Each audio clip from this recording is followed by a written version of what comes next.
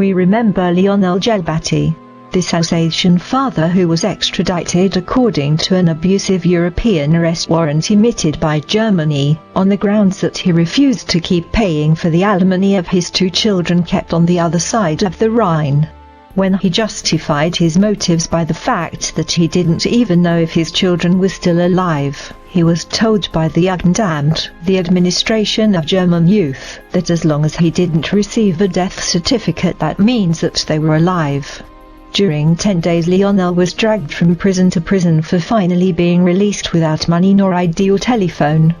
Finally we've learnt that Lionel Gelbati had been subject to an European arrest warrant, because he wouldn't have been present to the summon, which he never received since it was sent to a wrong address.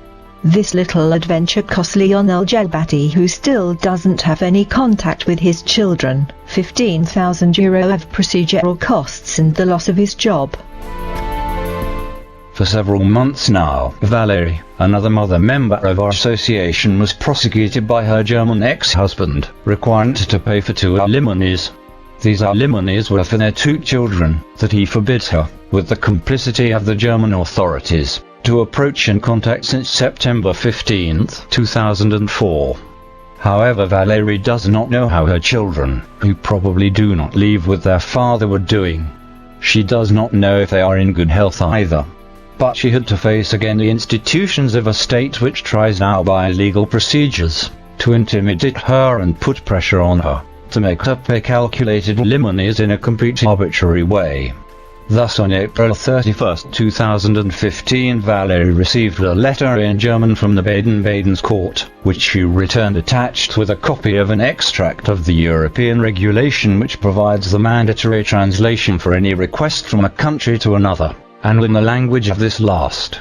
Another mail has been sent to her in German on September 28, 2015, which she answered the same way. Finally, on November 24, 2015, it is by mail partially translated, that the German family court condemned her to pay €6,900 of arrears alimonies. This judgment doesn't take into account her incomes nor her expenses, and the court condemns her without being asked to attend. In addition, to mislead the French authorities by giving a legal appearance to these exactions, a request for financial situation with a deadline for 3 weeks reply and the judgment which precises that Valerie refused to cooperate, were sent the same day in an unclear translation mixing French and German.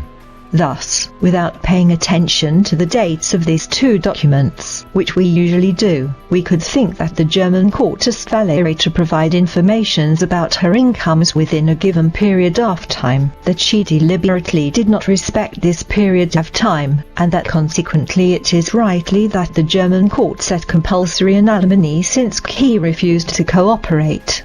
However, it's the German court itself who voluntarily did not respect this time that was established by itself, and therefore being guilty of a serious offence.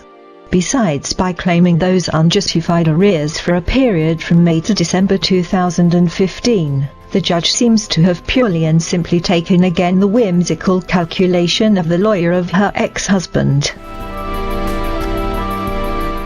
It is not the first time that the German authorities become an accomplice to her ex-husband.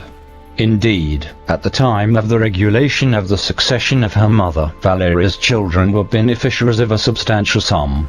At this occasion she learned by the judge from the French family court, who she involved deliberately to protect her children's funds from their father so that he won't have an access to it, that she had been deprived of her parental rights in Germany.